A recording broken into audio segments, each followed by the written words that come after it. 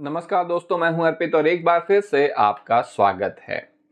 लोकसभा चुनाव अब शुरू हो चुके हैं और ऐसे में रोज एक सर्वे आ जाता है किसी न किसी चैनल का, जो आपको बताता है कि उत्तर प्रदेश में समाजवादी पार्टी 4 सीटों पर सिमट जाएगी, 5 सीटों पर सिमट जाएगी। हालांकि टीवी9 भारतवर्ष ने अपना दिल बहुत बड़ा करते हुए समाजवादी पार्टी और इंडिया गठबंधन को 11 सीट दी है कि 11 सीट मिलेगी इंडिया गठबंधन को उत्तर प्रदेश की 80 सीटों में से। लेकिन अब इस तरह के सर्वे के बारे में क्या कहा जाए। मुझे तो लगता है कि चुनाव आयोग को इन सर्वे पर भी रोक लगानी चाहिए, जैसे कि ओपिनियन पोल पर रोक लगी है, क्योंकि ये भी निश्चित रूप से चुनाव को प्रभावित करता है। आप जनता में एक झूठा और गलत मैसेज दे रहे हैं। ऐसा कैसे हो सकता है कि इंडिया गठबंधन सिर्फ 11 सीटों पर ही सिमट जाए उत्तर प्रदेश में। आज हम बात करेंगे उत्तर प्रदेश की उन सीटों के बारे में जहां पर भाजपा फंस रही है, और ये वो सीटें हैं जो कोई भी सर्वे दे नहीं रहा है समाजवादी पार्टी या इंडिया गठबंधन को। तो आइए चलिए शुरू करते हैं। पहली सीट है गाजीपुर। गाजीपुर से समाजवादी पार्टी ने अफजाल अंसारी को उतारा है, जो कि कुछ दिनों पहले ही जिनकी मृत्यु हुई थी, मुख्तार अंसारी, उनके बड़े भाई हैं। इस सीट पर वर्तमान सांसद भी हैं अफजाल अंसारी, और पिछले लोकसभा चुनाव में इन्होंने बसपा के टिकट पर भारतीय जनता पार्टी के मनोज सिन्हा को बुरी तरह से चुनाव में हराया था।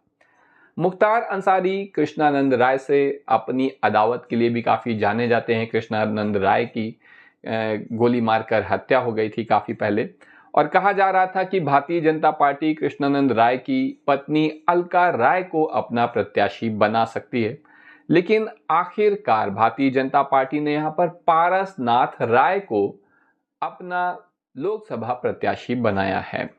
इसके पीछे वजह यह है कि आखिर पारसनाथ राय हैं कौन, बहुत ज्यादा लोग जानते नहीं हैं। आज मैं आपको बता रहा हूं कि पिछले जो यहाँ के सांसद थे भारतीय जनता पार्टी के, मनोज सिन्हा, जिन्हें 2019 में अफजाल अंसारी ने हराया था, ये मनोज सिन्हा अपने बेटे को यहाँ से लोकसभा का टिकट दिलाना चाहते थे, लेकिन भाजपा ने उन्हें टिकट दिया नहीं। ऐसे में मनोज सिन्हा ने कहा कि वो किसी न किसी अपने करीबी को टिकट दिलाना चाहते हैं। अगर उनके बेटे को नहीं तो उनके किसी करीबी को टिकट मिलना चाहिए, जिससे मनोज सिन्हा की यहाँ पर राजनीतिक पकड़ बनी रहे, जिस पर भाजपा सहमत हो गई और पारसनाथ राय को भाजपा ने यहां पर अपना प्रत्याशी बनाया है। पारसनाथ राय भूमिहार समाज से आते हैं, जिसका इस क्षेत्र में काफी मजबूत पकड़ है। इसके अलावा पारसनाथ राय कई विद्यालयों के प्रबंधक भी हैं, आरएसएस से भी जुड़े रहे हैं।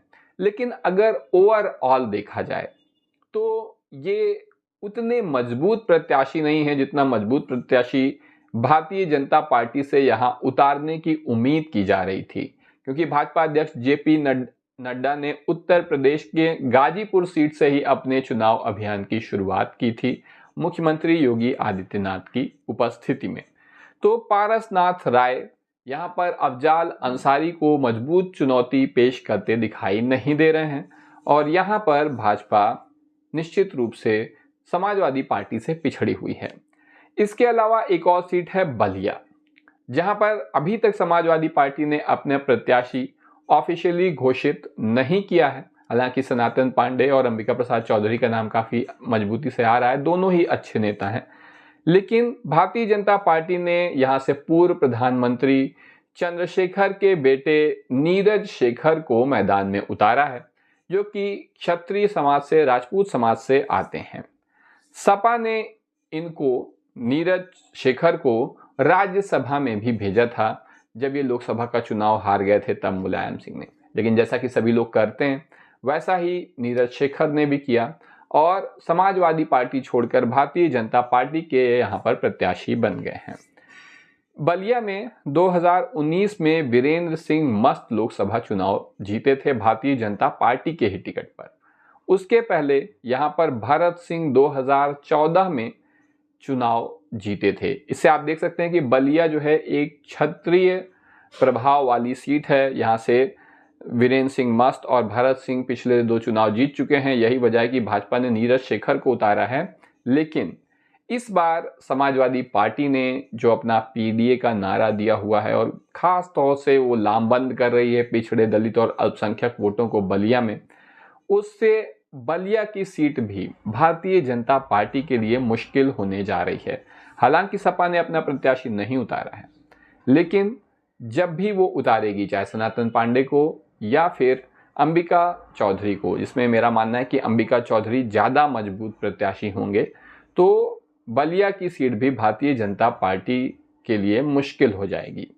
इसके अलावा एक बहुत ही चर्चित मज़ेदार सीट है घोसी। भाई देखो, घोसी में कुछ मज़ेदार नहीं है, घोसी भी अन्य सीटों के जैसी ही है। मज़ेदार है यहाँ पर ओम प्रकाश राजभर, जो कि अपने बयानों की वजह से लगातार चर्चा में रहते हैं। उन्होंने अपनी एक खास पहचान बना ली है और शायद ही कोई ऐसा व्यक्ति होगा उत्तर प्रदेश में जो ओम प्रकाश राजभर जी को नहीं जानता होगा। ओम प्रकाश राजभर को ये सीट भारतीय जनता पार्टी ने दी है अपनी पार्टी से लड़ने के लिए, और ओम प्रकाश राजभर ने अपने बेटे अरविंद राजभर को यहाँ पर लोकसभा प्रत्याशी बनाया है। लेकिन घोसी की सीट अब ओम प्रकाश राजभर के गले की हड्डी बन गई है। इसके पीछे वजह यह है कि ये सीट जो है यहाँ पर चौहान, राजभर और जनरल कैटेगरी के यानी सामान्य वर्ग के मतों को इकट्ठा करके ऐसा ये समझ रहे थे कि हम चुनाव जीत जाएंगे। यहाँ पर राजभर की स्ट्रेटजी बिल्कुल सिंपल थी कि चौहान, राजभर और जनरल कैटेगरी के लोग, क्योंकि दारा सिंह चौहान इनके मित्र हैं, चुनाव प्रचार करेंगे, तो यहाँ पर जो है ये चुनाव जीत जाएंगे। लेकिन समस्या ये है कि बसपा ने यहाँ से बालकृष्ण चौहान को मैदान में उतार दिया है। एक बात और मैं आपसे कहना चाहता हूँ कि बसपा, आप देखेंगे इस चुनाव में अच्छा प्रदर्शन करेगी। सारी उम्मीदों को तोड़ते हुए बसपा बेहतरीन प्रदर्शन करने जा रही है। उसने बहुत ही अच्छे प्रत्याशी उतारे हैं, तो बालकृष्ण चौहान को यहाँ पर उतारा है और आधी हवा तो ओम प्रकाश राजभर की बालकृष्ण चौहान के मैदान में उतरते ही टाइट हो गई है, क्योंकि जो इनका गणित था चौहान, राजभर और सामान्य वर्ग के वोटरों का, उसमें चौहान अलग हो गया। बालकृष्ण चौहान इसका एक बड़ा हिस्सा ले जाएंगे। अब बचे राजभर और जनरल वोट। आपने देखा होगा कि ब्रिजेश पाठक ने अरविंद राजभर को एक सभा कराई थी इनके समर्थन में, जिसमें भाजपा कार्यकर्ताओं ने ही हूटिंग कर दी थी अरविंद राजभर की, जिसके बाद ब्रजेश पाठक जो कि डिप्टी सीएम हैं, उन्होंने ओम प्रकाश राजभर के बेटे अरविंद राजभर को घुटनों के बल बैठकर माफी मांगने को कहा था। ऐसा ही उन्होंने किया, जिसका वीडियो काफी वायरल हुआ था।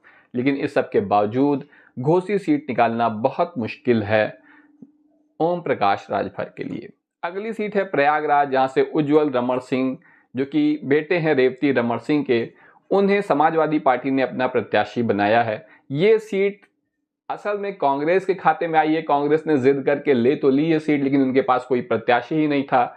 ऐसे में रेवती रमण सिंह के बेटे उज्जवल रमण सिंह, जो वास्तव में समाजवादी पार्टी में हैं, अखिलेश यादव के कहने पर ही कांग्रेस इन्होंने ज्वाइन की और अब ये यहाँ से प्रत्याशी हैं। 2 बार विधायक रह चुके हैं, इनके पिता 9 बार विधायक रह चुके हैं, 3 बार सांसद रह चुके हैं। वहीं भारतीय जनता पार्टी ने नीरज त्रिपाठी को यहाँ पर मैदान में उतारा है, जो कि केसरीनाथ त्रिपाठी के बेटे हैं, लेकिन राजनीति में नए हैं। केसरीनाथ त्रिपाठी के बेटे होने के अलावा इनकी कोई योग्यता नहीं है। तो ये चुनाव जो है, भाजपा यहाँ पर भी फंसी हुई है बुरी तरह। आखिरी सीट है कैसरगंज, जहाँ ब्रजभूषण शरण सिंह जो हैं, उन्होंने अपना प्रचार अभियान शुरू कर दिया हुआ है। 6 बार के सांसद हैं ये। हालांकि जो जाट वोट हैं वो इनसे नाराज हैं, क्योंकि इन्होंने भारतीय महिला पहलवानों के शोषण का आरोप है और ज़्यादातर पहलवान जाट कम्युनिटी से आते हैं। लेकिन फिर भी इस बात की पूरी संभावना है कि भाजपा इन्हें टिकट देगी और ये सीट फंसने जा रही है। तो आज के लिए बस इतना ही। धन्यवाद।